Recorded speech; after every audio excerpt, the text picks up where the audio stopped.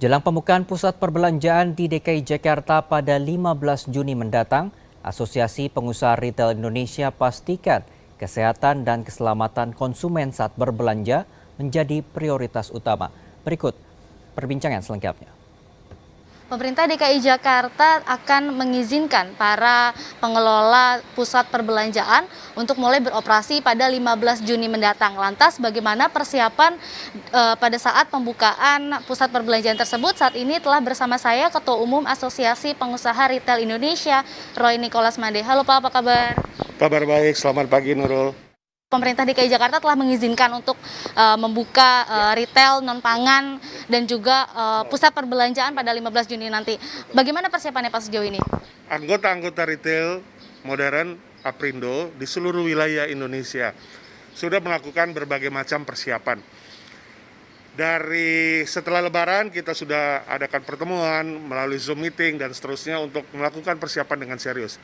Yang pertama adalah persiapan yang kami lakukan adalah mengenai tenaga kerja. Tenaga kerja ini kami latih, kami siapkan, kami edukasi supaya tenaga kerja yang menjalankan operasional toko itu dapat disiplin. Kata kunci disiplin menjadi sangat penting dalam era pandemik COVID-19 ini. Apa yang dimaksudkan dengan disiplin dan apa yang kami edukasi? Yang pertama, tenaga kerja kita edukasi, sebelum mereka masuk ke toko, mereka harus memastikan dirinya sehat. Ketika ada suasana tidak enak badan dan lain sebagainya, tidak diizinkan untuk datang ke toko ataupun kantor. Kemudian kedua, ketika mereka sebelum masuk ke toko, mereka dipastikan harus membersihkan tangannya, memakai masker, memakai face mask, memakai peralatan-peralatan yang memang sudah disediakan untuk kesehatan dirinya. Kemudian biasanya kami memberikan vitamin kepada para pekerja supaya mereka dapat bekerja dengan baik dan sehat dalam melayani konsumen. Nah, ketika mereka masuk, apa yang mereka akan lakukan adalah mereka akan memastikan area pekerjaannya itu sudah bersih, sudah higienis, sudah didisinfektan. Kalau mereka petugas kasir, maka mereka akan mengerjakan kebersihan di area kasirnya. Yang pertama adalah tenaga kerja. Ini yang menjadi penting untuk kita edukasi, karena ini sesuatu yang belum pernah terjadi.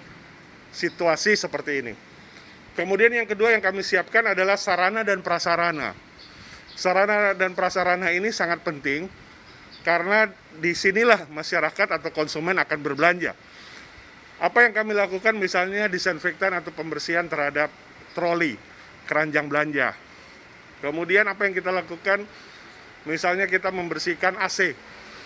Berikut refrigerator, tempat penyimpanan maupun juga tempat merchandising, rak-rak di mana barang-barang diperjualbelikan. Nah, apa yang kami lakukan ini semuanya adalah secara teratur, sudah secara periodik dan dipastikan supaya sarana prasarana ini aman. Dan ketiga tentunya kesiapan dari manajemen untuk tetap mengutamakan pelayanan di toko itu dengan kesehatan dan keselamatan yang utama. Oke, Pak, ini kan mall pusat perbelanjaan ini sudah tutup hampir 2 bulan lebih ya Pak ya. Nah, untuk mengantisipasi adanya lonjakan dari masyarakat yang kangen sekali, rindu sekali ingin pergi ke pusat perbelanjaan pada hari pertama pembukaan itu seperti apa? Karena kan kapasitas yang diharuskan sama pemerintah hanya 50%. Ya.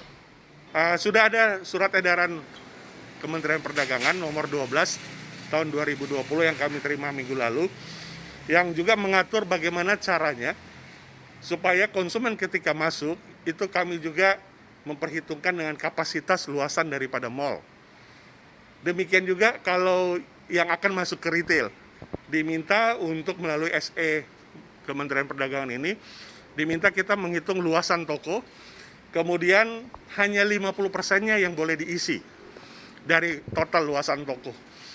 Jadi apa yang dilakukan pada saat nanti tentunya ada pengaturan jumlah konsumen atau masyarakat yang akan masuk ke mal maupun ke retail modern. Nah, ini semata-mata hanya untuk membuat supaya tidak ada kerumunan dan tidak ada keramaian. Nah, untuk itu ada tim gabungan untuk 2 minggu pertama yang akan ditempatkan setelah nanti dibuka di mal-mal maupun retail modern sehingga mengedukasi masyarakat bahwa kalaupun ada pengaturan ini, semata-mata untuk kesehatan dan keselamatan bersama. Baik karyawan di dalam mall atau di dalam toko retail maupun juga konsumen atau masyarakat yang akan berbelanja. Jadi kita memastikan pengaturan itu akan sedemikian rupa kita lakukan yang terbaik bagi konsumen. Pak, sebagian masyarakat ataupun sebagian pihak tentu ada yang pro kontra dengan pembukaan mal ini. Ada yang khawatir takutnya ini akan menjadi pusat penularan COVID-19 yang baru. Lalu sebenarnya nih Pak, seberapa besar sih Pak peran dari pembukaan pusat perbelanjaan ini terhadap roda perekonomian Indonesia pada saat adanya pandemi corona ini? Kami peritel modern tentunya bersama dengan mall, kita berusaha memberikan keyakinan kepada masyarakat maupun juga pemerintah bahwa kita akan berusaha menjaga berbelanja atau datang ke mall ataupun ke retail modern itu adalah aman. Artinya karena melewati berbagai jaringan pengaman atau safety net yang tadi kami jelaskan. Ada safety net dari pemerintah, ada safety net dari pengelola mall, dan ada safety net dari toko retail modern. Kita mau memastikan bahwa itu aman, sehingga masyarakat dapat datang berbelanja dalam kondisi yang aman juga. Dan tentunya diharapkan ini menjadi satu obat bagi pelaku usaha ketika terjadinya pelonggaran ini, sehingga kita dapat berproduktivitas. Kita ketahui dalam 3 bulan ini, beberapa toko ataupun berbagai usaha retail modern yang di dalam mall, itu sudah tergerus hampir sekitar 90% dari pendapatan dari produktivitas yang biasa terjadi. Kita ketahui bahwa dalam pergerakan retail modern, itu bukan semata-mata retail modernnya saja yang punya usaha, tapi ada banyak UMKM yang menaruh barangnya, menitipkan barangnya untuk diperjualbelikan melewati retail modern.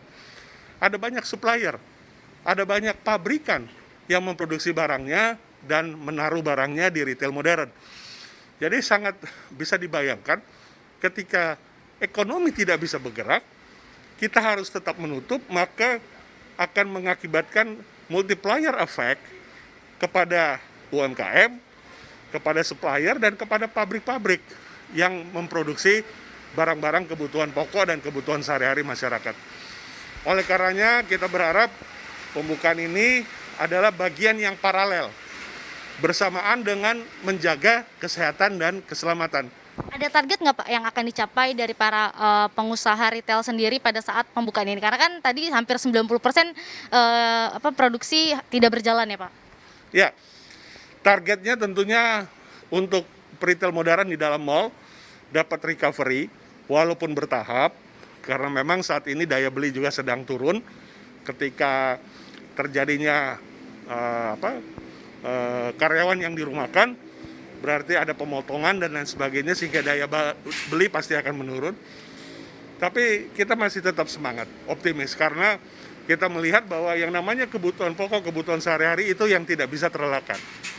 Dalam 1 semester kami tergerus, kalau yang tadi kami sebutkan yang terdampak langsung bisa sampai 90% karena tokonya tutup di dalam mall, sementara yang masih buka itu tergerus hampir sekitar 40%. Nah, jadi dengan kata lain, secara total hampirlah retail modern ini tergerus 60% dari total year on year tahun lalu. Nah, kita harapkan di semester kedua, kita dapat memperbaikinya, meningkatkannya, ketika sudah ada keputusan dari pemerintah untuk pelonggaran PSBB dan menuju new normal. Paling tidak, target tahun lalu kita mencapai dengan angka 8,5%, tahun ini sekitar 3-3,5%, kami yakin dan optimis masih bisa tercapai melalui upaya yang maksimal dan dukungan pemerintah untuk kami tetap beroperasi dengan normal dan adanya relaksasi sampai akhir tahun kita bisa menutup dengan angka 3,5%. Pak, untuk karyawan sendiri nih Pak, karena kan tadi disebutkan juga banyak yang dirumahkan, terus juga pemasukan kan baru dibuka belum terlalu stabil berarti ya Pak ya. Nanti untuk karyawan sendiri hak-haknya seperti gaji dan yang lainnya itu akan diberikan secara layak penuh atau seperti apa? Ya, kembali lagi, saat ini situasi memang karyawan retail hampir 95% lebih itu dirumahkan. Kami berusaha untuk menjaga supaya tidak ada PHK. Karena kita mau mendengarkan dan mengikuti harapan daripada pemerintah pusat dalam hal ini Pak Presiden, untuk tidak mem-PHK. Kemudian yang ter-PHK itu hanya karena memang kontraknya sudah habis atau masa umurnya sudah pensiun dan lain sebagainya. Nah, apa yang akan kita lakukan tentunya kita ketika membuka, kita akan berupaya untuk merecovery income dari si tenaga kerja. Saat dirumahkan, pasti ada pemotongan karena memang tidak bekerja 100%, tapi saat sudah bekerja 100%, kita berupaya untuk memikirkan dan mengusahakan supaya tenaga kerja dapat bekerja dan menerima hasil yang layak kembali.